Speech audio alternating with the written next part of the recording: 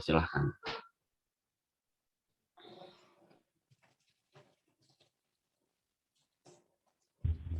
Assalamualaikum warahmatullahi wabarakatuh.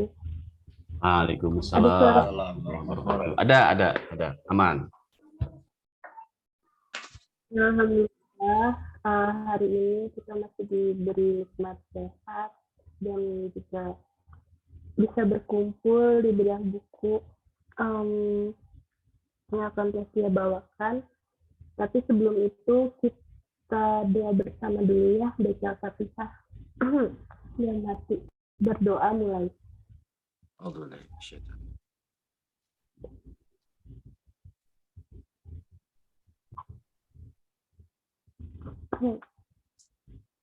Berdoa selesai.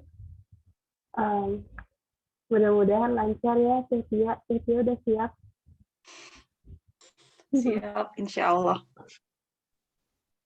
Kita mulai aja ya. Dipersilakan Tesya. Kita kasih aplaus dulu dong, teman-teman. Semangat. Ayo.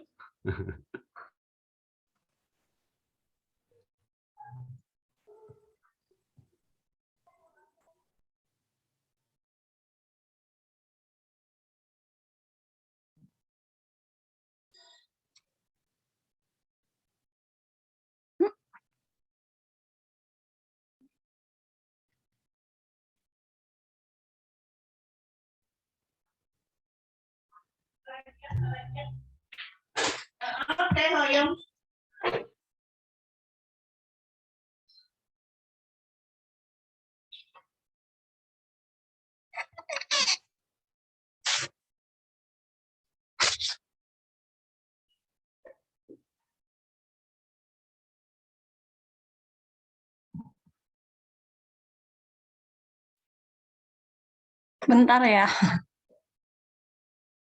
Ya, sok. Enggak.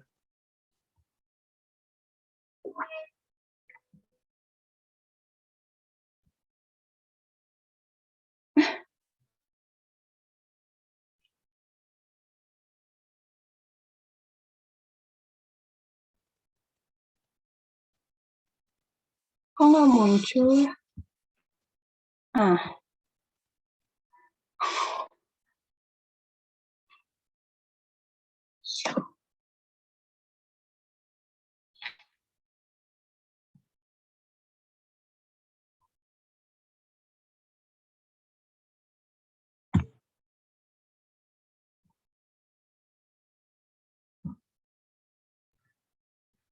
Assalamualaikum warahmatullahi wabarakatuh.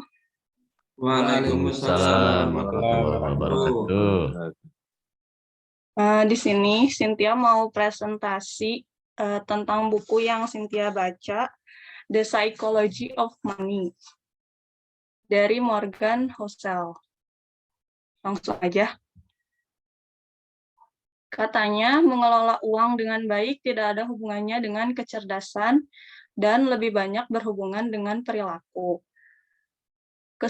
Kesuksesan dalam mengelola uang tidak selalu tentang apa yang Anda ketahui, tapi tentang bagaimana Anda berperilaku. Dan perilaku itu sulit untuk diajarkan bahkan kepada orang yang sangat pintar sekalipun.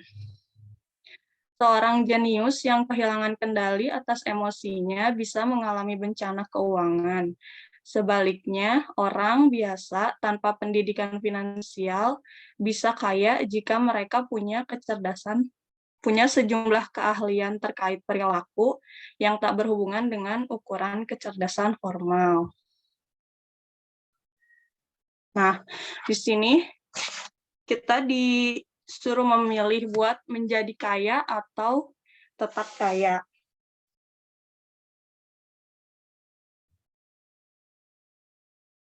Nah, ada sejuta cara menjadi kaya dan banyak buku mengenai cara melakukannya. Namun, hanya ada satu cara agar tetap kaya, suatu kombinasi sikap hemat dan paranoia.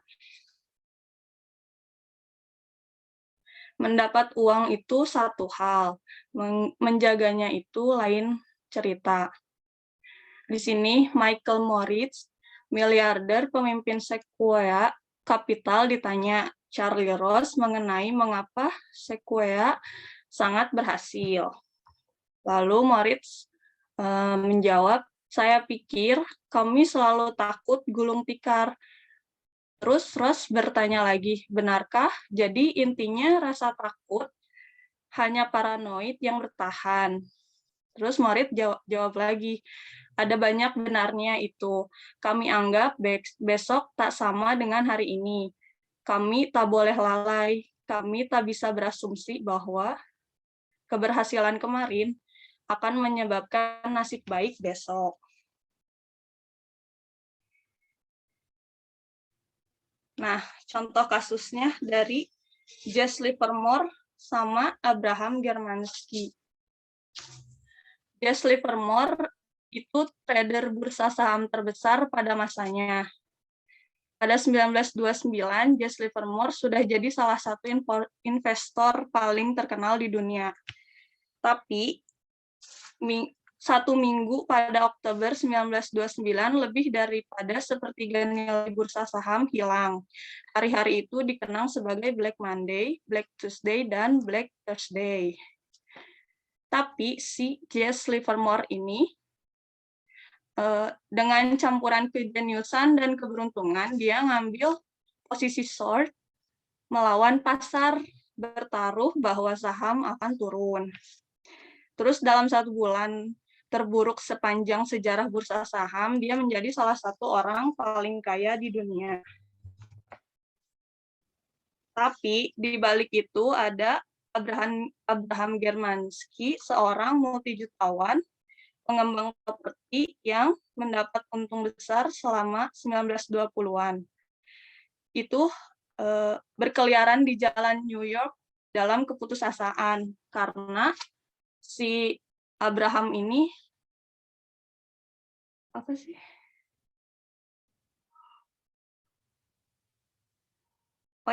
Abraham berinvestasi besar di saham, tapi ternyata sahamnya ya kayak si Livermore tadi. Cuman bedanya si Abraham ini nggak tahu cara menyelesaikannya. Jadi dia kayak orang gila gitu, berkeliaran di trotoar sambil nebar sobekan tentang berisi harga saham gitu. Nah, tapi si Jesse Livermore juga karena udah gede kepala, ternyata dia juga akhirnya kehilangan segalanya di bursa saham. Karena dia udah percaya sebelumnya, dia tuh udah menang gitu. Semakin lama, dia taruhannya tuh makin gede gitu, sampai kebablasan, terus berutang, utangnya juga makin banyak, makin besar. Jadi akhirnya si Livermore juga bunuh diri. Nah, dari kasus 2 ini, itu sebenarnya mereka tuh waktunya berbeda. Tapi Germansky dan Livermore punya ciri yang sama. Keduanya sama-sama sangat hebat dalam menjadi kaya. Tapi mereka payah dalam tetap kaya.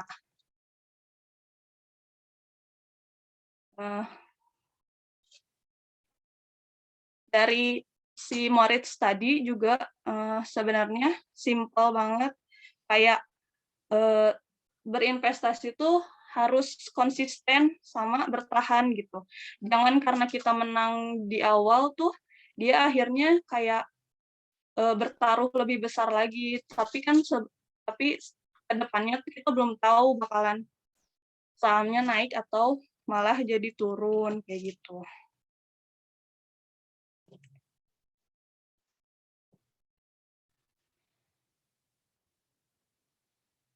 Nah, ini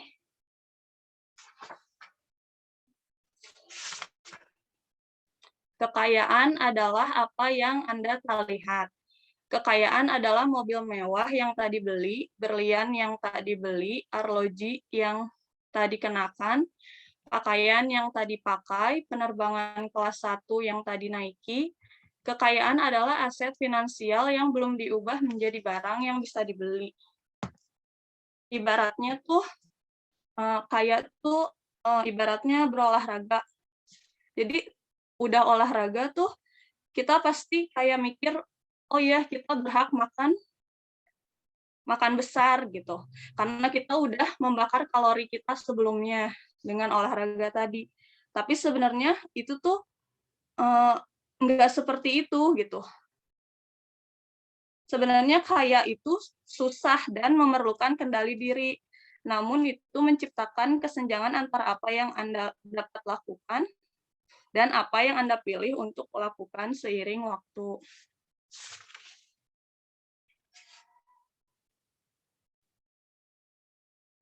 Kapitalis modern membangun industri dari membantu orang berpura-pura sampai jadi sungguhan. Kita cenderung menilai kekayaan berdasarkan apa yang kita lihat, karena itulah informasi yang tersedia di depan kita. Kita nggak bisa baru kenal orang langsung tanya saldo rekeningnya berapa, kayak gitu kan nggak mungkin juga. Jadi kita selalu bilang, oh dia pakai Ferrari, pasti dia orang kaya. Atau misalnya jam dia Rolls, oh dia pasti orang kaya, gajinya besar, kayak gitu. Padahal itu cuman sebatas first impression kita gitu, bukan yang sebenarnya mereka, bukan yang sebenarnya apa ada pada mereka, kayak gitu. Karena sebenarnya kekayaan merupakan apa yang tak terlihat.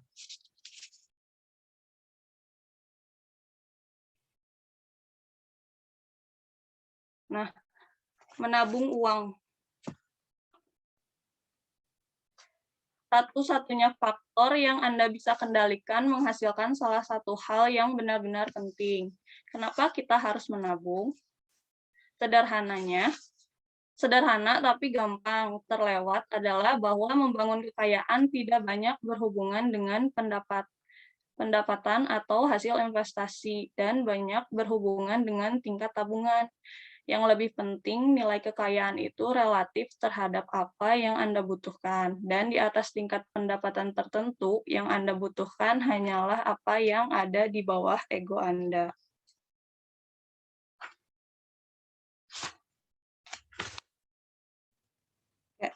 Orang dengan keberhasilan keuangan yang tahan lama tak mesti orang berpendapat tinggi, cenderung punya sikap tak peduli apa pikiran orang lain terhadap dirinya.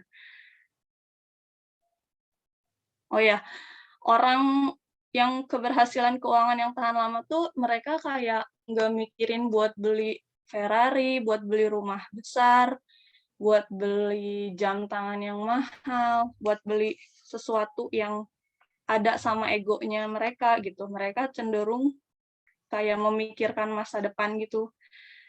Kedepannya nanti kita gimana ya, kayak gitu. Jadi mereka harus kayak menabung gitu buat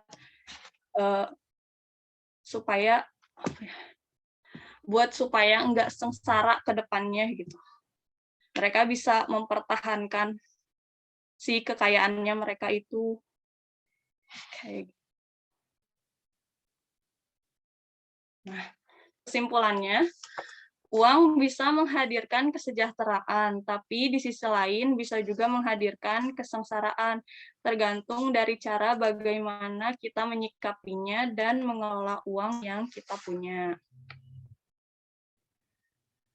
Nah, quotes-nya, jenius adalah orang yang bisa melakukan hal yang biasa ketika semua orang lain di sekelilingnya kehilangan akal. Itu kata Napoleon. Kata Sherlock Holmes, dunia penuh hal-hal yang jelas tapi tak pernah diperhatikan siapapun. Udah selesai. Terima kasih. Kita kasih tepuk tangan teman-teman. Alhamdulillah. Ternuhun tadi ya. Mangga Teh Ayu. Co-host. Terima kasih buat Tia. Terima kasih buat Tia atas bedah bukunya. Tadi Psychology of Money ya. Mungkin ada yang mau bertanya atau menambahkan? Ayo, teman-teman, bukunya bagus loh tentang cuan nih.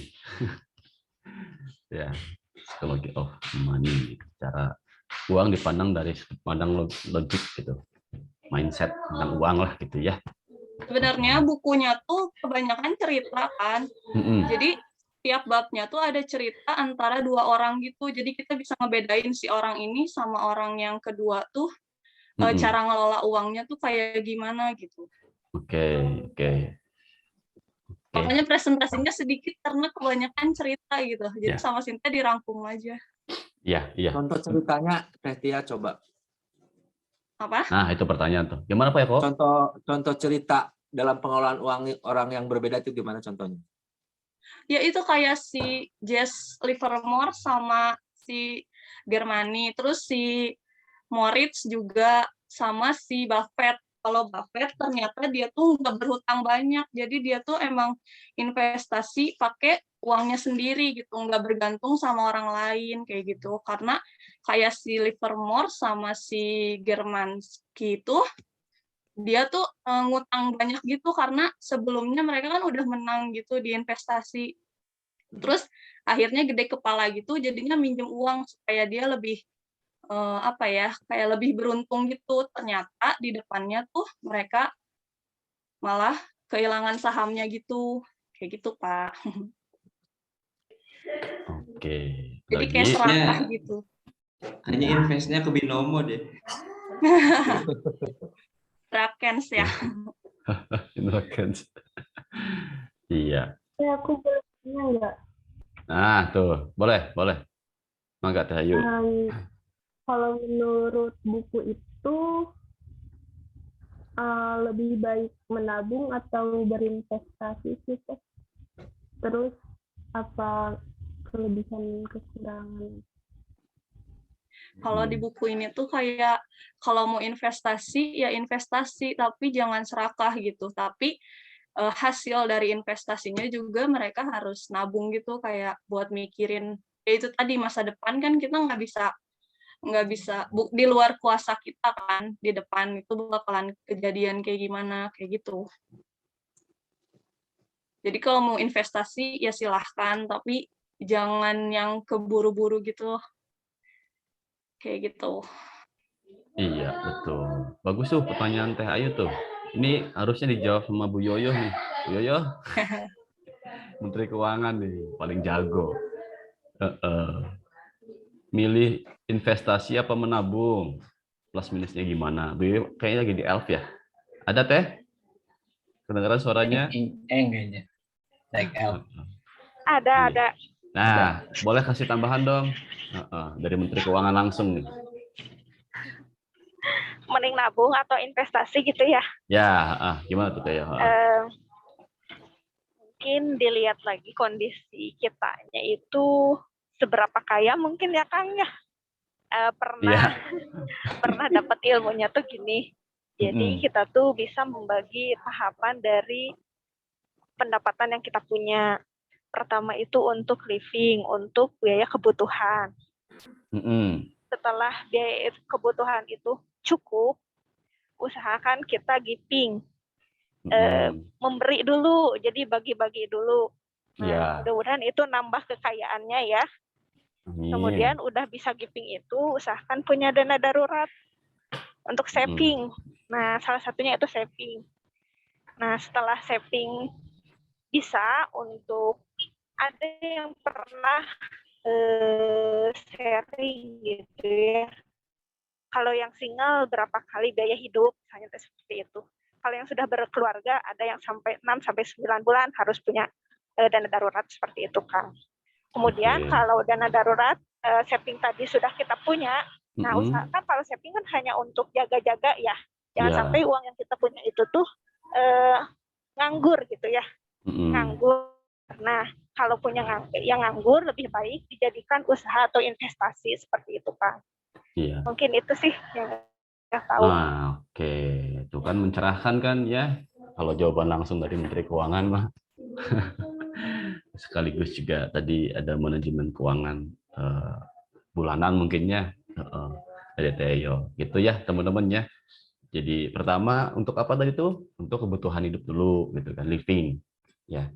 Kemudian yang kedua itu untuk giving, ngasih-ngasih sedekah, zakat, zis ya, zakat, infak, sedekah, kayak gitu. Yang ketiga itu saving, nabung, berarti nabung duluan tuh ya kalau versi saya ya. Nabung dulu, baru yang keempat adalah investing gitu. Ya, investasi gitu kan. Mau dalam bentuk logam mulia kah, mau saham kah, reksadana, obligasi dan lain-lain, bebas dari teman-teman ya. Kayak gitu. Oke, hatur nuhun Teh Yo, Teh Ayu, Teh Tia. Yang lain. Ayo. Bagus tuh. Bagus tuh. Ya, aku malah baru tahu tuh ya. Oke, berarti living, giving, ya, saving, investing. Ing semua gampang tuh singkatannya. Hatur nuhun Teh Yo. Tapi kan boleh Boleh. ya. Sok Teh Ayu boleh. Sok. Jadi kan listing terus gifting ya. Nah ini yang gifting nih. Sebenarnya aku sempat baca sedikit penjelasan Google tentang buku itu. Mungkin agak gak masuk ya. Soalnya di sana tertulis perhitungan yang masuk akal cara mengelola uangnya. Sedangkan di sini gifting. Kalau gifting tuh jadi gimana ya? Kalau aku ngerasa kayak semakin kita banyak memberi, entah bagaimana, semakin banyak kita dapat juga gitu. Mungkin ini mah udah ke masuknya ke rezeki gitu Kang. Maksudnya bukan perhitungan yang masuk akal lagi gitu. Tapi yang menariknya itu sih Kang.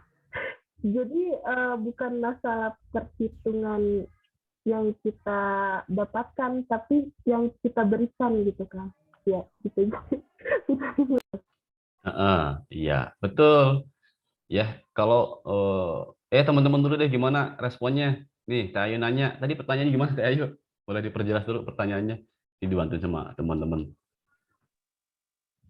Enggak sih, lebih ke yang gifting ini. Jadi tuh apa yang kita beri itu semakin banyak yang kita dapatkan juga gitu Kang. Kan kalau di sini kan perhitungan yang masuk akal. Nah, sedangkan itu kan mungkin untuk orang-orang yang realistis kayak nggak masuk akal gitu. Cuma ini kan konsepnya udah beda kayak konsep gitu. Ya gitu. Itu bukan pertanyaan juga, kan cuma nambahin aja. Tapi nggak apa-apa, bagus ya. Kalau ini kan tentang mindset ya.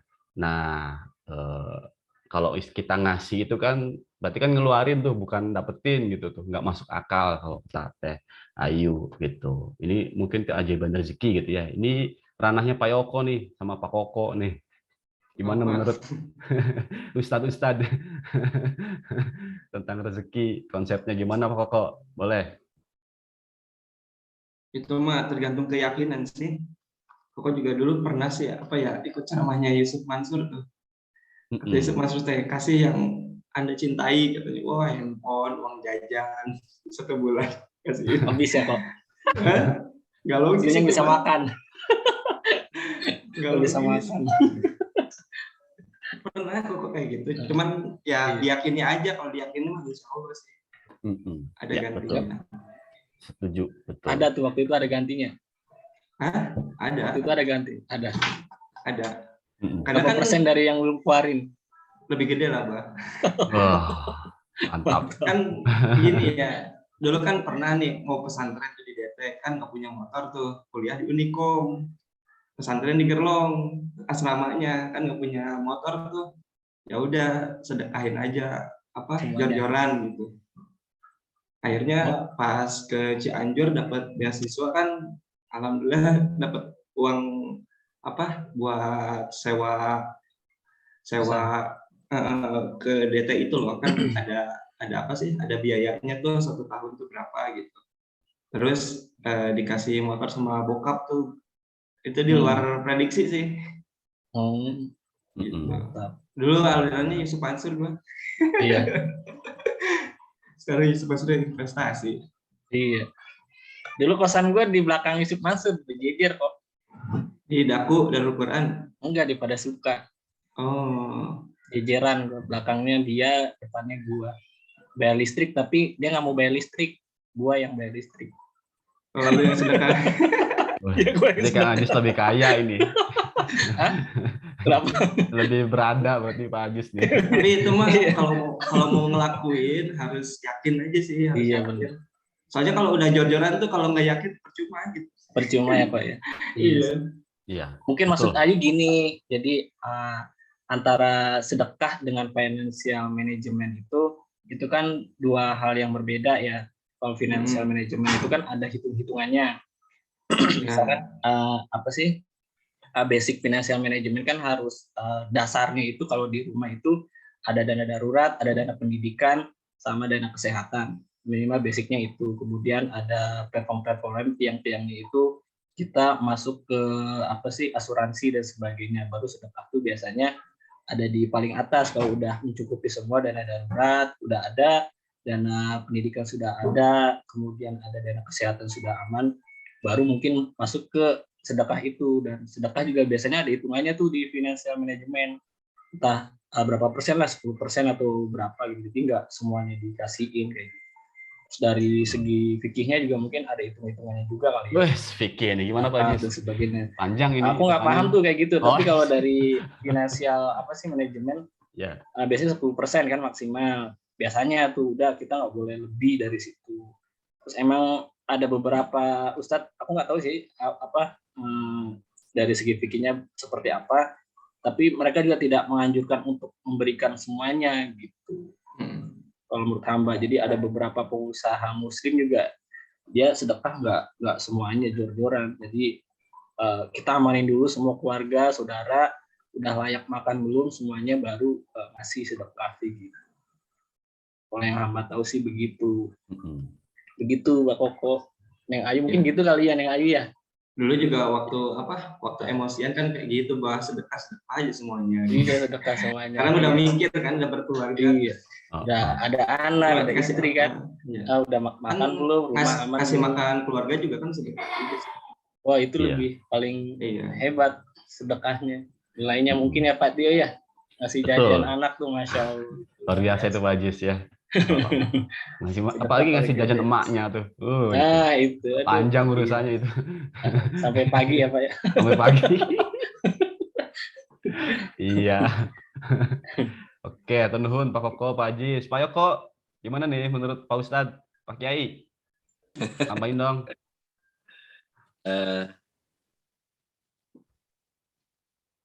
Ini juga ada pertanyaan sih sebetulnya, cuman nanti belakang mungkin. Boleh. Ya pada intinya betul juga kata Kang Ajis. Jadi segala suatu hal perlu manajemen lah. Karena dalam giving itu kan emang harus tetap di manage sedemikian hingga nggak jor-joran juga. Karena timbulnya bukan malah ikhlas gitu. Pasti karena didasari karena ngejar balasan Allah gitu kan. Sedangkan dalam hal kita giving, membagi gitu kan harus didasari dengan benar-benar ikhlas gitu. Karena mungkin suatu ketika ada hal setiap manusia pasti merasakan ketika memberi ke yang lain pasti ada ketika ikhlas bener lillahi ada, tapi ada juga ketika memberi ada apa ya kurang lah, pasti ada merasakan. Jadi ya intinya ya tetap perhitungan semaksimal mungkin. Kalau di zakat mal kan 10% itu kan, zakat penghasilan keluarin aja 10%. Lebih baik begitu gitu. Jadi enggak juga jor-joran gitu. Akhirnya nanti bisa-bisa banyak yang kayak di Ustadz Mansur gitu kan. Ini akhirnya jadinya kecewa gitu kan. Mana sih balasan Allah? Kok saya udah sedekah sekian katanya Allah balas 70 kali lipat, 7.000 kali lipat gitu kan, sampai seterusnya. Jadi pada intinya tetap kita mengutamakan keluarga dulu, orang tua, saudara, karena menafkahi anak itu ganjarnya lebih besar daripada memberikan ke fakir miskin. Jadi jangan menganggap bahwa memberikan ke keluarga gitu, ke istri, ke anak bukan hanya sebatasan kewajiban ataupun kewajiban seorang suami gitu, tapi ini pahalanya lebih besar daripada memberikan fakir miskin. Begitu, Kang. Nah, pertanyaan saya ini gini, jujur saya orangnya dibilang boros ya orangnya. Kalau dibilang boros lah. Jadi untungnya ada istri yang kadang ngerem gitu kan. Abi jangan dulu gitu. Nah, alhamdulillah ada istri yang selalu mantau gitu kan. Makanya saya keuangan serahin ke istri gitu. Karena kalau pegang uang udah Sama. ini gitu kan. Heeh. Ya, makanya enggak pegang uang, udah sama istri aja lah. Tolong Umi pegangin. Pokoknya sebetulnya aja yang penting mah saya ada kopi, ada udun gitu. Nah, jadi ya Lagi apa ya? Kita Iya. jajan itu doang sih. Paling udut udah sama kopi. sama WC yang enakan. Heeh. Nah, ini ada pertanyaan jujur saya juga bingung juga nih di dalam manage keuangan gitu kan. Gimana triknya ataukah memaksakan atau gimana dalam kondisi apa? Nah, kita harus menabung nih. Apakah harus tetap menabung dalam keadaan apapun gitu kan? Contohnya gini, ketika kita punya keuangan diperhitungkan untuk sebulan ke depan gitu kan, hitung-hitungan buat ini.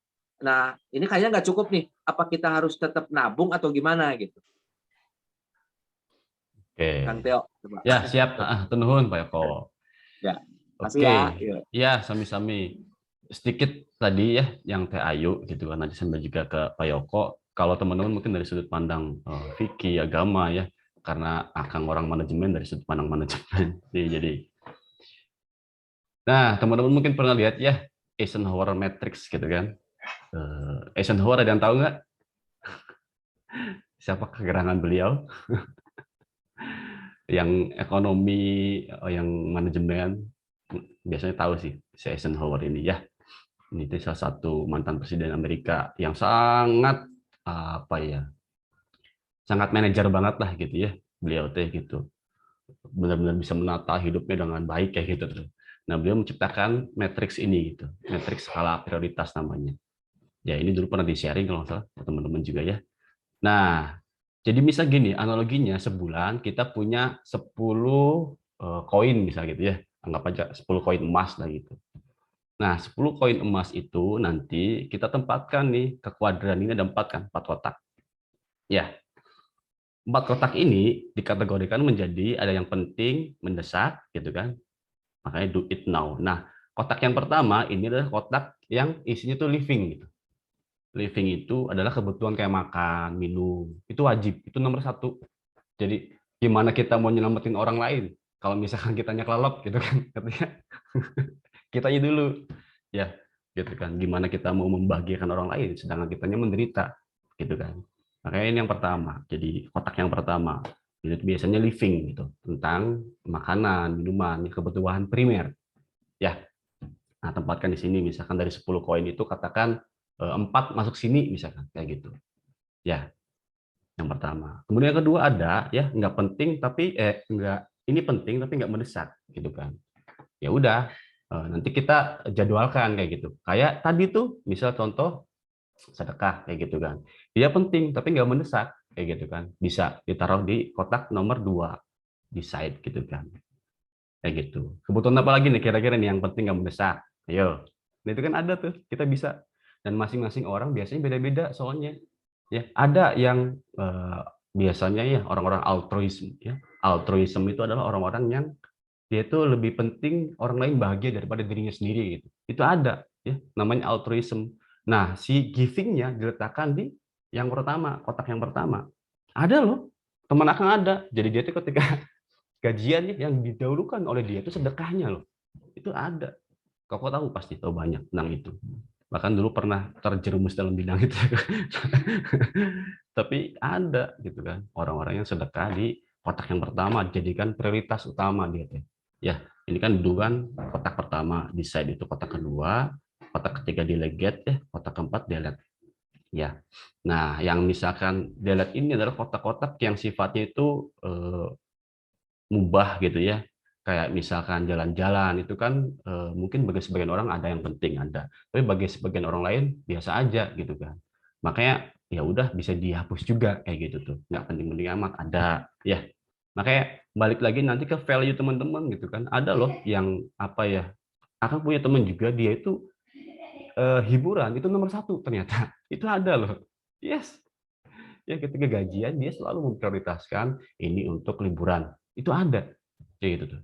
Makanya satu ya tergantung prioritas value teman-teman tuh apa gitu kan. Apakah eh, nomor satunya itu di giving, apakah di living gitu kan, atau di ya tadi ya misalkan justru di investing ya gitu. Nah tempatkan koin misalkan, karena kan koin itu misalkan sebulan 10 ya, itu kan terbatas sumber daya kita alokasikan nih gitu tuh kemana diatur ya, mana kotak pertama, mana kotak kedua. Kalau Koko tekniknya pakai amplop ya kok, yang orang Jepang itu ya kok. Sekali. Yes. Masih manual. Kayak gitu. Itu bagus kok. Dulu juga hamba pernah gitu. Kayak gitu. Pakai amplop gitu dibagi-bagi ya untuk living itu sekian gitu kan. Untuk katakan giving sekian ya. Kemudian untuk saving sekian, untuk investing sekian dan untuk yang lainnya kayak gitu. Ya, tentukan skala prioritasnya ya. Hati-hati gitu, jangan memprioritaskan hal-hal yang memang nggak penting gitu. Nggak penting, nggak mendesak kayak derat ini kan nggak penting, nggak mendesak. Nah ya udah, sumber daya kita terbatas soalnya. Ya, jadi tempatkan sumber daya kita yang katakan sebulan cuma 10 koin itu pada hal-hal yang memang urgent gitu. Penting mendesak. Di kuadran 1, kuadran 2 terutama. Kuadran 3, kuadran 4 ini sunnah. Kuadran 1 wajib ya. Nah ini sunnah, ini mubah, ini makruh lah kayak gitu lah kalau misalkan di syariat agama Islam ya. Nah itu sudut pandangnya kalau dari skala prioritas. Itu teman-teman ya dari sudut pandang manajemen begitu. Oke, tadi Pak Yoko pertanyaannya tentang apa Pak Yoko tadi? Bukan diulang lagi. Jadi teori menabung, apakah memaksakan menabung walaupun keuangan kita tidak mencukupi lah gitu untuk hal yang penting gitu. Trik menabung, trik menabung. Oke. Nah, sedikit nyambung dengan yang tadi ya, ada kotaknya ada 4 itu kan Pak Yoko. Nabung atau enggaknya, kalau hamba ya berdasarkan pengalaman, itu saya lihat dari sumber daya tadi. Kalau misalkan cuma 10 koin, ya ternyata setelah dibagi-bagi itu ada sisa gitu ya. Nah ini prioritasnya kemana? Bisa untuk nabung juga kayak gitu tuh. Ya bagi orang yang katakan sebulannya berlebih, ya otomatis biasanya dia akan menyisihkan gitu Pak Yoko. Ya, jadi kan katakan Pak Yoko sebulan 30 juta gitu kan. Ya, kebutuhan cuma 3 juta kan, 27 juta. Yang lainnya kan bisa buat foya-foya misalkan. Ya, jadi tergantung sumber daya yang didapatkan ya Pak Yoko dan tergantung porsinya gitu. Tadi ada 4 kuadran katakan ya gitu kan. Kuadran pertama katakan untuk living, kedua giving, ketiga itu untuk saving, keempat investing misal. Nah, Pak Yoko bagi-baginya berapa gitu. Kalau cuma sebulan katakan 10 koin ya. Nah, itu dibagi-bagi aja Pak Yoko. Ya. Kalau misalkan masih sisa ya mangga gitu kan. Tapi kalau misalkan katakan habis di living ya mau gimana? Yang penting kita sehat dulu kan. Yang penting kita makan dulu, minum dulu misalnya kayak gitu. Ya. Nah, jadi ada prioritasnya ya. Dan biasanya skala prioritas ya gaya hidup itu ya lifestyle itu akan berbanding lurus dengan pendapatan kita biasanya teman-teman. Makin tinggi pendapatan, gaya hidupnya makin tinggi biasanya kayak gitu. Itu alamiah. Ya, yang biasanya katakan sebulan cuman 1 juta ya, begitu dia sebulannya jadi 10 juta, dia akan berubah dengan sendiri Pak Yoko. Itu otomatis biasanya seperti itu ya. Yang awalnya nggak bisa nabung jadi bisa nabung biasanya gitu ya. Itu sih kalau dari hamba ya sedikit nambahin nyambung sama kuadran tadi itu ya. Mangga nih dari teman-teman, ayo pertanyaan Pak Yoko bagus nih. Kapan saatnya kita harus atau semestinya nabung kayak gitu? Aku mau nambahin. Boleh tadi ya, sok. Jadi kan tadi kata Pak Yoko, nabung itu wajib atau enggak. Nah, Cynthia dulu emang kayak Pak Yoko juga sih, boros gitu. Namanya manusia kan nggak akan pernah ada puas gitu. Pasti habis beli ini, pengen beli lagi yang lain kayak gitu. Nah, tapi Cynthia tuh belajar dari yang kerja dulu kan, Cynthia juga maksudnya setiap bulannya tuh habis uang gajian tuh. Nah, terus ternyata Cynthia tiba-tiba di kontrak Cynthia tuh nggak diperpanjang. Dari situ tuh Cynthia mikir kayak, oh iya, kita tuh harus punya tabungan buat masa depan karena kita nggak tahu gitu ke depannya kita bakalan kayak gimana. Kalau Cynthia sih kayak gitu. Terus kayak kalau mau beli barang, misalnya Cynthia mau beli sepatu lari, Terus mama tuh udah ngomel kan kayak sepatu terus kayak gitu kan. Sedangkan yang dipakai emang cuma satu. Jadi dari situ Cynthia mikir kayak, oh iya ya, yang satu belum rusak. Kenapa harus beli yang baru kayak gitu? Kenapa uangnya nggak dipakai buat hal yang lain kayak gitu sih Cynthia biasanya kalau nge-manage uang. Terus kalau misalnya pusing, ya Cynthia kasihin ke mama sih uangnya kayak, nih kasih ke rekeningnya mama gitu biar mama yang pegang.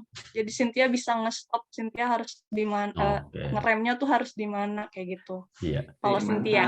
Jadi ada manajer keuangan pribadi nih. Ya.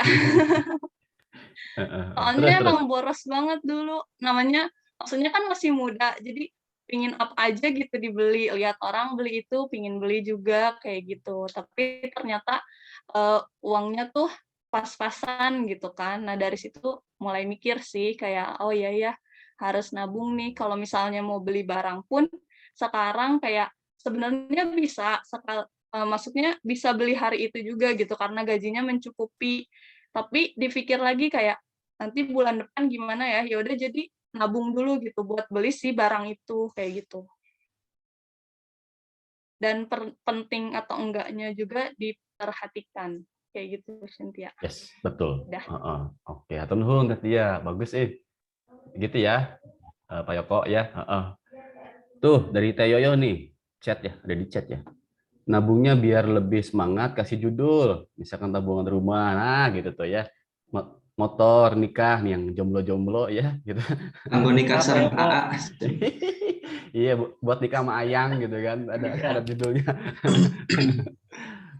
Insya Allah lebih tahan lama ya. Jadi tahan terhadap godaan dan lebih sesuai kebutuhan. Ya betul. Hatur nuhun Teh Yo. Ya. Jadi tadi ya. Abah kayaknya gak tahu Abah mau ngomong apa. Gimana Pak Ajis gimana? Tahu aja gatel. Sakit gua dada. Gimana Pak Ajis? Enggak sih, basically kalau ngomongin financial management bakal ngomongin goal sih. Balik lagi ke goal. Goalnya Pak Yoko apa setahun ini tuh mau apa gitu. Kayak gitu sih Pak. Kalau menurut yang muda-muda sih gitu. Yang muda-muda mah gitu. Pasti bakal ngomongin goal sih. Kalau Pak Yoko training di manapun ya, financial management tuh pasti ngomonginnya goal. Goalnya apa dulu. Pasti bakal ada prioritas di sana. Itu Pak Yoko. Kalau yang muda-muda ya Pak Punten Pak. Iya. Emang betul sih Pak Ajis, betul. Ya tadi makanya Teh Yoyo gitu kan, setiap nabung gitu ya, kita saving, kita invest gitu, kasih judul gitu untuk apa gitu teh. Yang belum punya pasangan untuk nikah misalnya kayak gitu kan ya. Yang udah punya pasangan. Zaman sekarang mah namanya sinking fund kalau nggak salah. Ada yang pernah dengar belum? Apa namanya? Thinking fund. Sinking, SINK, sinking fund. Oh, sinking. Gimana tuh Pak Yoko? Gimana Pak Yoko? Coba. Itu yang kata Teh Yoyo itu. Jadi kalau misalkan mau nabung rumah ya tulisin rumah. Jadi kontrak sebulan ditarget misalkan sebulan 100.000 atau 200.000 gitu. Iya. Betul. Bahasa sekarang sinking fund gitu. Sinking fund. Iya. Betul Pak Koko. Jadi nyambung sama kata Pak Adis tadi, ada goalnya gitu ya. Biar jelas kita tuh biar semangat juga kan, ngumpulin ini buat apa gitu. Ya. Kadang kalau misal kita ngumpulin doang tapi nggak dikasih judul, itu biasanya habis loh. Biasanya. Iya. Gatel lihat dia jalan-jalan gitu. Belanjanya belanjanya gitu. Oleh-oleh. Yes, betul Pak Adis. Ngalamin curhat kemarin, Mbak. Curhat. Enggak kemarin. Stop gitu kan di tempat oleh-oleh ikan, ikut turunnya Pak. Dia awan gitu kan, ikut turun, bingung gimana. Iya. Ya gitu ya Pak Yoko ya. Nah, tadi bagus masukan tadi Pak Koko, Pak Ajis, Tetia, Teh Yoyo ya. Dikasih judul ya teman-teman kalau saving itu buat apa gitu kan. Tambahin kotaknya tadi kan gitu. Ya di sebelah mana nih kotaknya kan, dari kotak gede itu yang penting mendesak, di dalamnya ada kotak apa kecil. Kasih judul tuh, bisa di amplop atau bikin rekening sendiri biasanya ya. Mungkin teman-teman pernah gitu dulu, kalau Akang pernah datang ke bank ya, waktu itu kamu malat tuh yang di Kerlong itu. Datang buka rekening ditanya sama tellernya, untuk apa Pak gitu kan? Ada haji, ada umroh gitu kan. Ya ada tabungan anak, pendidikan dan lain-lain. Nah itu kan bisa melalui apa namanya bank-bank juga kan ya. Iya kayak gitu. Jadi ada goalnya. Jadi ya kalau di bank itu kan, misal kita nih punya tujuan kok mau nabung buat umroh atau buat haji gitu. Nah jangka waktunya sekian, itu nggak bisa diambil. Enaknya di bank tuh gitu. Ya jadi kita harus komitmen gitu. Kalau di rumah kan mungkin bisa dipercayain celengannya gitu ya. Di bank kan kakak bisa bro. Kayak gitu. Jadi kalau emang udah bener-bener komitmen banget nih, misal Pak Yoko ya mau haji gitu sama istri gitu ya, nabung yang konsisten itu enaknya di bank sih, gitu jelas di sana ya SOP-nya gitu kan, karena nggak bisa diambil sesuka kita gitu. Tapi jangan minta kartunya Bapak. Iya. Apa gesek nanti. Kena cas Pak Koko kalau nggak ngisi Iya, bulan. Betul. Gitu. Dan biasanya kalau yang komitmen gitu ya kayak haji, tabungan haji gitu, itu nggak dikasih ATM kok. Nggak dikasih. Nabungan aja gitu kan. Ada simpanan berkala, misalkan bisa bulanan, bisa ya tergantung kebutuhan ya. Itu biasanya kalau dulu mah ya. Gitu. Tabungan berjangka ya Pak ya? Ya betul Pak Jis. Tabungan Gitu. Berjangka gitu kan, sekian puluh tahun gitu kan. Ada jangka waktunya kayak gitu. Iya. Ya bisa jadi alternatif ya Pak Yoko ya, ke bank gitu kalau pengen serius gitu kan nabungnya. Tapi kalau kayak kita mah ya udah aja pakai kotak amal di rumah. Biasa kan ada berangkas. Ada tips gitu nih ya. Pak Yoko. Gimana Pak Koko? So. Ada tips kalau misalkan masih kecil-kecil nabungnya pakai apa ya, sistem yang bukan liquid. Kalau liquid itu kan mudah dicairkan ya, kayak misalkan kita nabung di ATM nih, kan itu mudah dicairkan kalau apalagi pakai m-banking misalkan. Kalau ada promo di Shopee, aduh Habita gitu, langsung cairin. Ya dulu itu. Nah, iya. Biar nabungnya enak, dialihkan ke sesuatu yang susah diambil gitu. Kayak misalkan tadinya di manage keuangan di ATM, di rekening nggak bisa pindahin ke uang. Nah, Koko udah mulai ke uang nih. Jadi tiap gajian dicairkan terus dibagi-bagi masukin ke amplop gitu. Nah, itu kan lebih susah lagi nih kalau misalkan mau belanja di Shopee, uang di ATM-nya udah nggak ada, soalnya diambil semua misalkan kayak gitu. Terus kalau misalkan lebih sulit lagi, nabungnya pakai emas atau pakai LM. Nah kan, jadi kitanya mikir nih kalau misalkan mau dicairin harus ke Antam dulu, nukerin LM-nya gitu kan, ribet. Itu agak susah dicairin gitu sih kalau misalkan mau nabung. Secara sederhana. Begitu. Ya, betul Pak Koko. Jadi makin sulit ya. Tabungannya makin susah dicairin gitu. Makin sulit prosesnya. Makanya kan zaman dulu makan ke emas ya. Kalau misalkan mau cairin ke toko emas gitu. Enggak mama zaman dulu kok, aku juga. Oh gitu. Karena kan emas tuh naik, nggak pernah turun. Iya, ada yang buat investasi juga kan. Enak, iya. Kalau gitu. Dari segi kokoma kan susah dicairin tuh. Harus ke toko emas dulu, ribet. Tuh. Toko emas kan daripada nyimpen di bank gitu kan, gatel pengen diambil, mending beli emas. Emas aja nyimpennya. Mas Yoko. Tadi beliin udut sama kopi. Jadi ada. Tapi lebih awet loh kok jajan udut. Kalau nggak ngudut ya, jajannya lebih gede Pak. Untung nggak ada tete loh Pak Ajis. Ada tete rame ini. Ajar apa? Oh jajan lebih gede cuy. Bentar apa? Bakso sejamunya mie ayam. Tong ke Alfa, aduh nggak jajan. Bebas itu mah. Jajan Kinder Joy ya Pak Ajis. Tuh beli tanah tuh. Nah. Mau tanah di Metaverse bisa. Sekarang udah ngejualin tuh Microsoft tuh. 12M Metaverse jual tanah.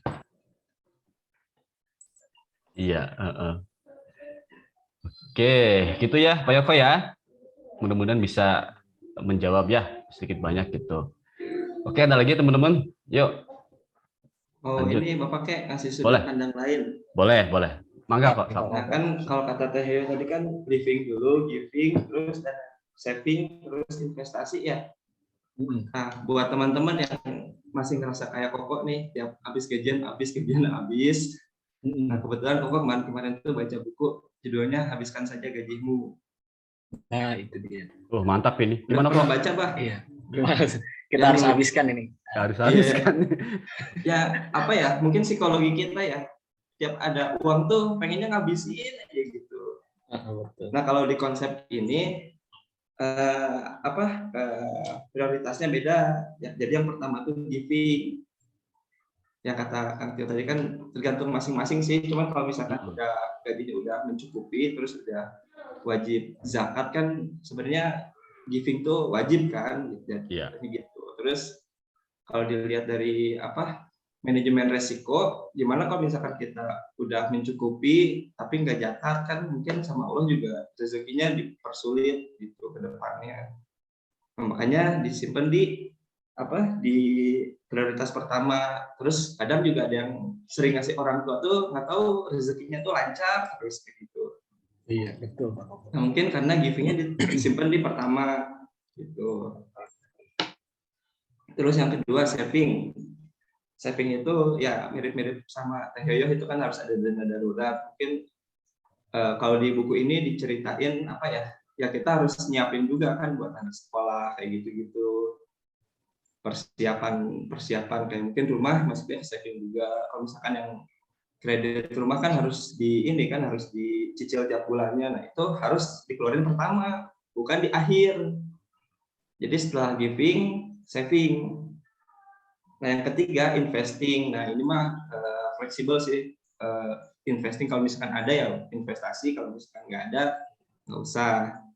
Nah, yang terakhir baru living gitu. Jadi istilahnya living itu lebih fleksibel sih.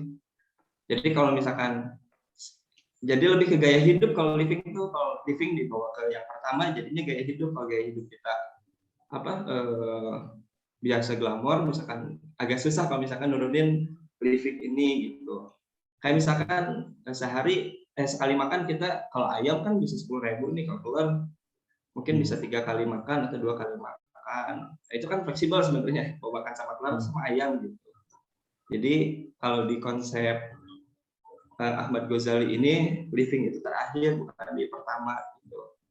Jadi kalau misalkan di manajemen itu kan yang pertama dimasukin tuh kalau misalkan ada istilahnya satu gelas, terus ini ada batu besar, ada batu kecil, ada kerikil, yang pasti dimasukin pertama tuh biar masuk semua kan batu yang gede dulu nih. Nah, batu yang gede itu yang prioritasnya apa? Ya, kalau di konsep ini kan giving dulu. Giving, terus saving.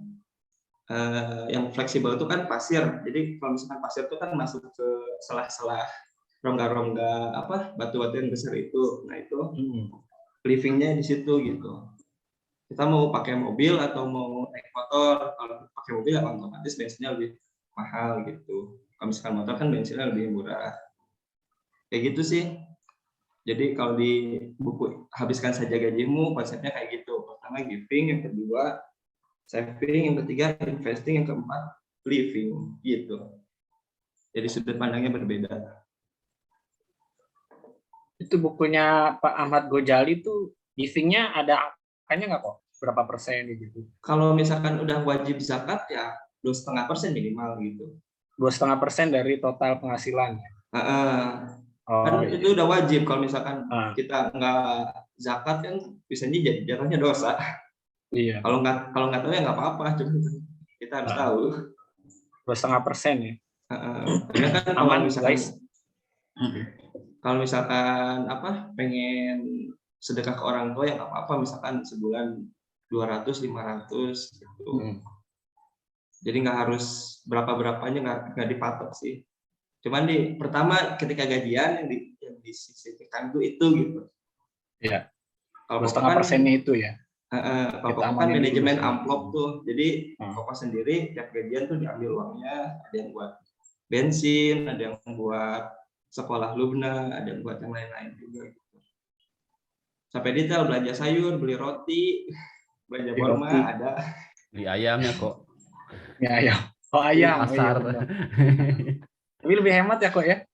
Apa? Seminggu terkontrol sih, 200.000. Iya. terkontrol. Kalau misalkan mau belanja roti ya dari amplop roti diambilnya gitu. Kan kalau di ATM kan, kalau di rekening kan mau roti ke Alfamart, jadinya bukan roti doang sama yang lain-lain. Iya. Kinder Joy ya kok ngajak Kinder Luna Joy sama beda Musa, lagi ya. amplopnya. Dua lagi Kinder Joy-nya. Ya Oh, sama. 2. Iya. Iya. Gitu. Mantap Pak Koko. Oke. Hatur nuhun Pak Koko. Iya. Gitu ya teman-teman, kalau dari sudut pandang bukunya Pak Ahmad Ghazali ya. Ahmad Ya, Ghazali. betul. Boleh tuh rekomendasi bukunya, enak. Iya. Enakin ya. Oke, ada tambahan lagi Pak Jis? Apa nggak ada sih ini. Kalau ngomongin financial management pasti basicnya ke goal sih intinya gitu. Harus ada goal dulu. Kalau nggak ada goal ya suka kemana-mana. Dan ada uangnya apa ya? Ada sama ada uangnya. Gitu. Tapi sekarang mah eranya mungkin era generasi kita kayaknya udah lebih melek finansial sih ya daripada generasi baby boomer dulu gitu ya. Iya. Karena kalau dulu kan ke saving, Mbak. Kalau sekarang cari uang baru, cara tapi mendapatkan investasi uang tambahan. banyaknya di situ sih kita. Generasi kita kayaknya udah lebih banyak melek finansial, banyak apa sih produk-produk investasi kayak gitu, produk-produk tabungan gitu lah. Gitu. Mungkin kalau generasi baby boomer kan dulu nggak ada ya. Iya, kayak terbatas saham, reksadana kayak gitu, obligasi, saham, wah pasar uang apalagi. Kripto lagi sekarang masuk kan banyak sih platform. Iya, ditambah juga banyak edukasinya sekarang ya tentang edukasinya betul. Financial Media ya management Pak ya. Medianya betul. Banyak medianya kan. Banyak. Financial planner yang sering Zoom gitu ya, bikin acara Zoom, bikin live gitu-gitu tuh. Ya makin melek. Emang betul sih Pak Jas. Kalau generasi kolonial dulu kan jarang ya yang gitu-gitu. Jarang. Mereka mah yang penting beras ada, nabung aman. Aman ya. Orang tua nabung gua di bawah kasur aja udah selesai ya. Kan ya, kata Teh Yoyo setelah Mas lanjut beli tanah. Beli tanah iya. Ada Pak Fidi nih. Pak Fidi kayaknya mau ngasih finansial ateistik. Dari TST masuk keluar. Yang apa lagi hit itu kan generasi kita tuh katanya kan lifestyle-nya tinggi ya, lifestyle-nya tinggi, banyak minum kopi, akhirnya kita nggak bisa beli rumah katanya kemahalan. Iya. Tapi dibalikin lagi tuh sama si Dokter Tirta tuh, kita bukannya karena nggak bisa beli rumah, jadi karena generasi baby boomer dulu emang rumah tuh dijadiin investasi, jadi mahal. Mentang-mentang punya habit banyak, tanah dibeli banyak sama baby boomer, akhirnya mahal, terus generasi kita nggak bisa beli gitu. Gitu. Rumah tuh bukan investasi kalau kata Dokter Tirta ya, jadi rumah tuh sejenis kebutuhan primer sih gitu. Kalau investasi ya jangan ke rumah gitu. Jadi kasihan generasi kita selanjutnya sih gitu, jadi nggak bisa beli rumah. Kayak gitu. Jadi diakuisisi sama orang-orang yang udah banyak duit gitu, kayak gitu. Ya. Begitu itu ada cara berpikir baru sih. Aku juga nggak ngerti. Iya Bang, betul. Sekarang juga kayak gitu. Kebutuhan beli rumah juga kan dipertimbangkan kan. Ini kalau misalkan kitanya mobile misalkan 3 bulan di Bandung, 3 bulan di Jakarta, 3 bulan di Bali, itu berarti rumah tuh bukan urgent gitu. Berarti mending nyewa aja 3/3 bulan. 3 bulan ya. Beli apartemen kok. Sewain lagi nanti. Iya. Kalau kita beli kan disewain lagi. Kalau duitnya. Sekarang mah canggih-canggih berpikirnya, Bro.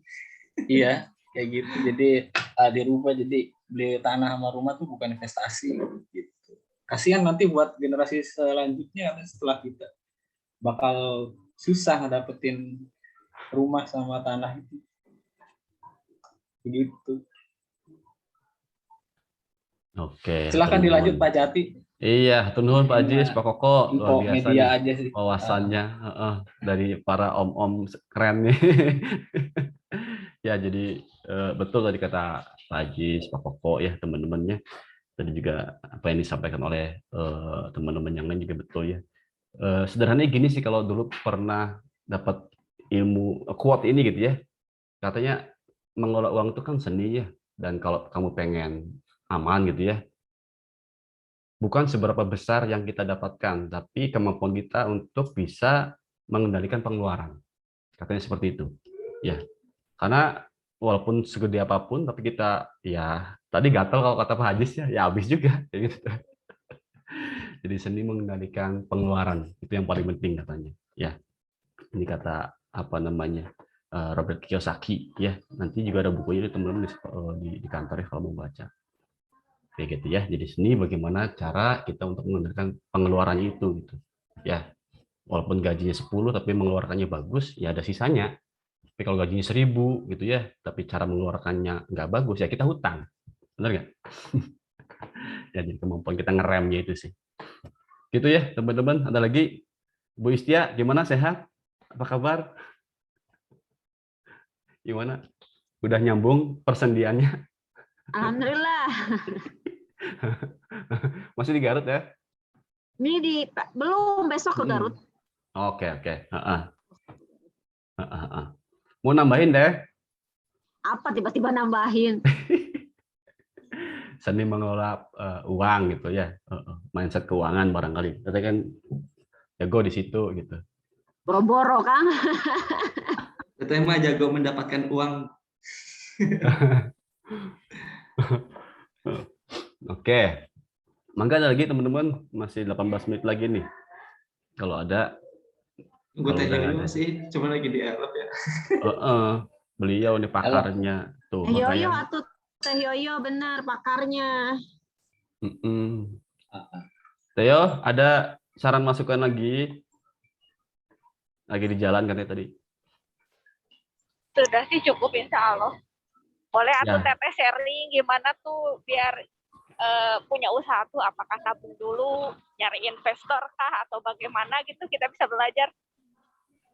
Nah, itu bagus tuh. Gimana Teh? Oke lah, tuh akunya baru loading lah. Tadi pertanyaannya siapa sebelum pertanyaan Teh Yoyo apa gitu? Tadi dari pertanyaan dari Pak Yoko ya? Apa pertanyaannya apa? Apa lebih baik nabung atau investasi ya? Benar nggak sih? Itu dari Ayu. Ada Ayu. Kalau dari Pak Yoko kapan seharusnya kita nabung? Kapan harus nabung? Gitu. Gimana Teh? Pertanyaan Teh Yoyo aja deh yang bisa aku jawab. Apa Teh Yoyo pertanyaannya? Ya Teh, jadi Teh, ini kan seni mengelola uang itu sampai Teteh bisa jadi owner gitu ya. Gimana sih ceritanya uangnya? Apakah nabung dulu kah? Atau invest dulu, usaha dulu? Dari mana nih uangnya bisa jadi sampai sekarang seperti itu Teh? Nah itu kalau itu bisa aku jawab. Ini nanti yang bisa aku jawab aja ya. Kalau misalnya aku kan maksudnya paku payung gitu dari berdiri 2014 akhir, 2015 awal sampai sekarang kan alhamdulillah nggak pakai permodalan bank ya. Jadi kita sama sekali nggak ada pinjaman bank ataupun pihak ketiga gitu. Benar-benar pure dari keuntungan yang diputar. Awalnya gimana, modalnya dari mana? Ya aku juga sama kayak teman-teman, nggak punya modal, waktu itu juga sama. Jadi bukan yang punya modal 100 juta kemudian langsung mendirikan usaha, nggak punya uang sama sekali, sama aku juga kayak teman-teman gitu. Jadi dulu tuh aku tuh kan sebelum ini kan dari zaman kuliah dulu tuh suka jualan kan. Jadi dari dulu jadi jualan baju dewasa, jualan apapun lah pokoknya dicobain gitu. Nah, hingga pernah jadi terakhir itu sebelum mendirikan Paku Payung jadi reseller baju anak juga gitu. Cuman dulu belum gamis, jadi dulu reseller baju anaknya lebih ke baju bayi yang turban, legging gitu-gitu. Nah, pas jadi reseller ini, nah dari situlah duitnya dulu juga nggak daftar resellernya bener-bener free gitu, gratis. Jadi kayak bisa dropship. Jadi bener-bener tanpa modal. Jadi kayak 0 rupiah modalnya, aku cuma ngiklanin di Instagram, banyak yang beli, dikirim langsung dari supplier. Nah dari situ keuntungannya lumayan tuh, waktu dulu jadi reseller tuh 5 juta sebulan gitu kan, 6 juta sebulan. Dari modal itu gitu, kayak aku dulu punya uang berapa ya, terus ditambahin dulu dari Kang Vidi gitu, pokoknya dari reseller sama dari tambahin kami itu dikit lah, pokoknya mulai produksi itu di 15 juta kalau nggak salah, di 15 juta gitu. Produksi 15 juta karena udah punya pasar duluan, yang tadi aku jadi reseller kan dari dulu aku udah mulai jualan, udah punya banyak database customer kan, dulu waktu zamannya PIN BB tuh, jadi udah dulu jualannya di PIN BB, jadi udah punya banyak data customer gitu, udah banyak, aku juga udah, aku reseller tapi di bawah aku juga aku udah punya reseller gitu, jadi ibaratnya kalau misalnya aku udah punya marketnya nih gitu, nah akhirnya beraniin buat produksi sendiri. Karena kan kalau produksi sendiri lebih murah juga kan cost-nya. Dari situ dari 15 juta jadi 20 juta, jadi 25, jadi 30, jadi 100, jadi 1 miliar gitu. Jadi intinya bisa dimulai kalau dari usaha ya bisa dimulai tanpa modal gitu dan memang aku juga gitu.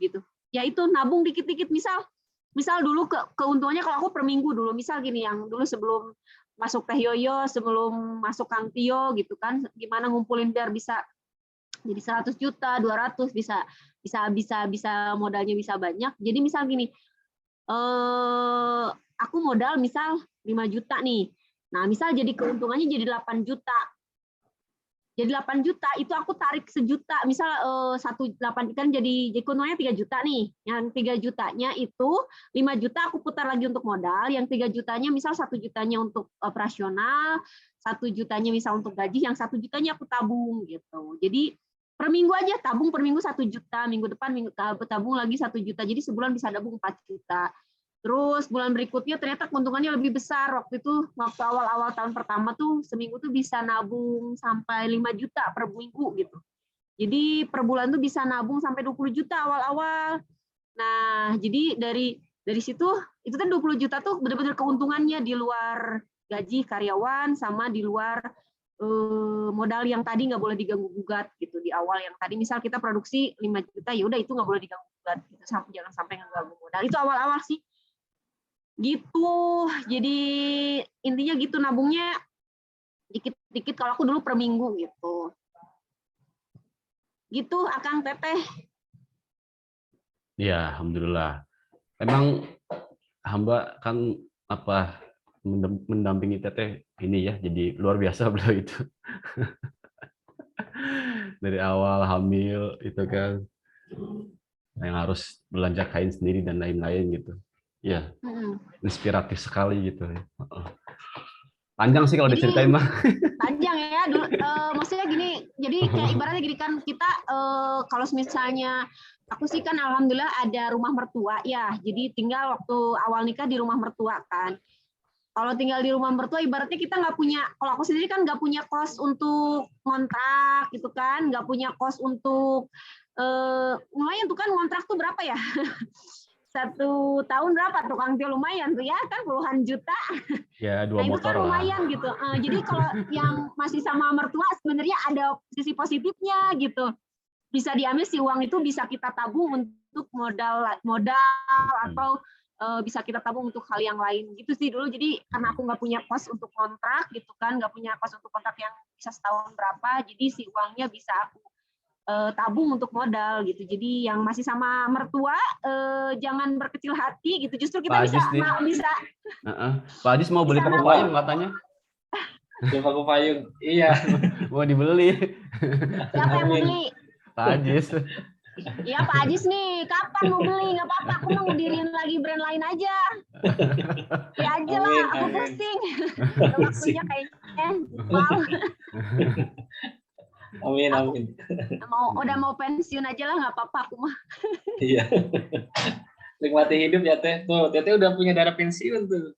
Aku mah kalau misalnya bener nih, kalau ada yang mau beli paku payung, aku mau ngurusin produksi yang di Garut aja. Gitu. Aku mah jadi orang behind the scene aja lah. Behind the scene. Ya paling mau ngurusin kan sayang kan, maksudnya yang di Garut kan ada Luang, SDM, ada SDA, ada sumber daya kan yang masih bisa menghasilkan gitu. Jadi kalau Pak Ajis mau belilah Pak Ajis. Produksinya tetap di Garut gitu. Aku mah ngelola produksinya aja. Besok lah habis maghrib Teh. Amin Teh.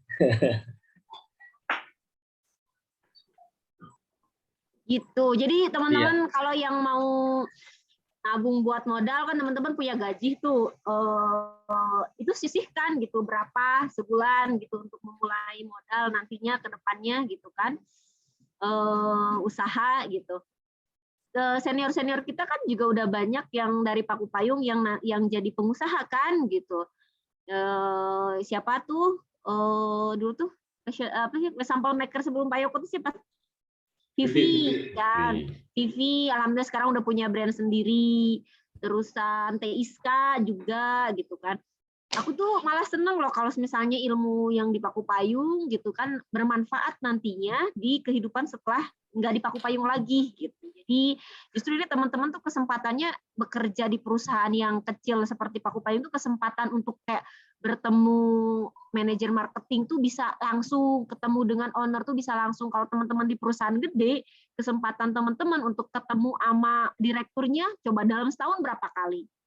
Mungkin cuma sekali, itu juga di acara tahunan gitu. Nah justru di perusahaan kecil ini salah satu manfaatnya tuh teman-teman bisa langsung ketemu sama aku, ketemu sama Kang Tio, belajar langsung banyak dari Kang Ajis gimana marketing gitu. Jadi teman-teman tuh bisa langsung banyak belajar tuh di perusahaan yang seperti ini gitu untuk nantinya jadi bekal buat teman-teman di kehidupan nantinya gitu. Jadi mumpung gitu ya, mumpung bisa ketemu sama Kang Ajis, Kang Koko, Kang Tio, sama aku gitu kan bisa nanya langsung dari perusahaan besar mah tuh kesempatan untuk ketemu sama owner teh 0, sekian persen gitu kesempatannya gitu kan. Jadi kesempatan teman-teman nggak akan tahu masalah di perusahaan besar kayak gimana, nggak akan tahu gitu. Perusahaan kayak gimana targetnya nggak akan tahu kalau di perusahaan besar, tapi di perusahaan kita gitu di kecil kita tahu gimana cara nentuin target, gimana target perusahaan, gimana keadaan perusahaan tuh teman-teman tahu kalau di perusahaan kecil. Jadi kesempatan belajarnya lebih banyak gitu. Jadi manfaatkanlah. Ya, gitu Kang. Oke, hatur nuhun teh. Nah, gitu ya teman-teman ya. Jadi sekali lagi seperti ya salah satu visi kami juga sebenarnya mencetak profesional dan pengusaha gitu di teman-temannya sendiri gitu. Ya, jadi jadikan Paku Payung sebagai sekolah ya teman-teman. Tempat kita itu melakukan kesalahan nggak apa-apa ya, wajar. Kita masih belajar sama-sama kok ya. Dan nanti biasa kan lulusannya kan jadi wisuda tuh. Wisudawati kita udah cukup banyak ya teh ya dari tahun 2014 itu. Bahkan betul kata Teteh banyak yang jadi pengusaha ya. Gitu. Ya, mudah-mudahan teman-teman nanti bisa menyusul ya kesuksesan dari Teteh ya, teman-teman. Amin. Amin. Bismillah. Oke, ada lagi? Masih ada 6 menit lagi, setengah 10 seperti biasa kita close. Ayo ngobrolin cuan itu seru loh. Harusnya Teh Yoyo ya, ini banyak cuma lagi di kendaraan, lagi dalam perjalanan gitu. Tadi Teh Yoyo bagus banget, banyak ngasih masukan tentang financial. Koko kayaknya mau ngomong nih kok. Gimana kok? Teh mau tanya Teh. Kalau ini ke Zeta dulu ya. Kan kita mau sharing Zeta. Katanya mau pisahin ini Teh, mau pisahin kuota buat agen baru ya. Oh, nanti waktu itu mah udah habis beda buku Ini kok. masih di record nih. Masih di record nih. Oh, ini soalnya mau share jam 10. Oh iya. Apa Pak Koko apa? Mau nyiapin ini enggak Teh kuota buat agen baru, kalau mau nyiapin berapa-berapanya gitu. Jangan jam 10 ya Pak. Jam apa berapa namanya? Nanti kita diskusi aja lagi mau jam berapa, nggak jangan dadakan gitu. Oh, siap tuh. Siang atau sore gitu ya. Pokoknya info di grup dulu. Besok juga nggak apa-apa sebenarnya, kan sambil nunggu katalog dari Teh Ayu juga. Oh, oke. Misal gini nggak apa-apa besok, misal pokoknya besok jam 10 serentak gitu. Nggak boleh dadakan, apalagi rebutan nggak boleh dadakan. Kemarin kan janjinya kan Senin kalau nggak salah. Ya, janjinya Senin, cuman karena kemarin kitanya juga belum memastikan kapannya, kayaknya kalau nggak sore besok gitu Pak kok. Siap. Jadi, diinfoin ke grup dulu ya biar nggak pada nungguin. Siap. Mau sore apa mau besok? Tanya aja. Besok aja lah kita biar jong-jong. Ya sok boleh tuh. Boleh. Tentuin Ya. aja, yang penting jangan dadakan aja. Kalau sekarang kan kita emang belum nentuin jamnya, jadi kasihan nanti bagi belum yang belum ngeh gitu. Jadi nggak kebagian Siap, nanti. siap. Ini udah ada yang nanyain lagi. Sok, mangga dilanjut. Ya, oke, hatur nuhun Pak Koko, Bu Istia. Mangga ada lagi teman-teman, kalau udah ya kita close. Cukup ya? Oh, Oke, alhamdulillah. Mudah-mudahan tadi materi yang disampaikan Teh Tia ya bermanfaat untuk kita semuanya ya teman-teman ya, bisa mengambil terutama how to-nya ya, gimana cara yang bisa kita terapkan tuh. Jadi bukan hanya jadi teori, tapi bisa diterapkan ke kehidupan teman-teman semua, kita semua ya. Oke. Teh Ayu, mangga ditutup co-hostnya. Alhamdulillah untuk bedah buku kali ini. Terus terima kasih untuk Teh Tia sebagai pemateri dan masukan-masukan lain dari teman-teman semuanya. Aku ambil sedikit kesimpulan yang dari buku itu juga. Ada beberapa. Yang pertama, mendapat uang itu satu hal, menjaganya lain cerita. Terus mendapatkan lebih mudah daripada mempertahankan. Kemudian dari skala prioritas ada kepentingan finansial itu ada yang dari penting mendesak, tidak penting tapi mendesak, penting tak mendesak, dan tidak penting tidak mendesak. Jadi ya udah, tutup dulu ya. Alhamdulillah, sambil mengucap alhamdulillah. Alhamdulillah. Oke, hatur nuhun Teh Ayu, Teh Tia. Kita kasih aplaus dong teman-teman. Hatur nuhun, hatur nuhun. Selamat ya Ayu.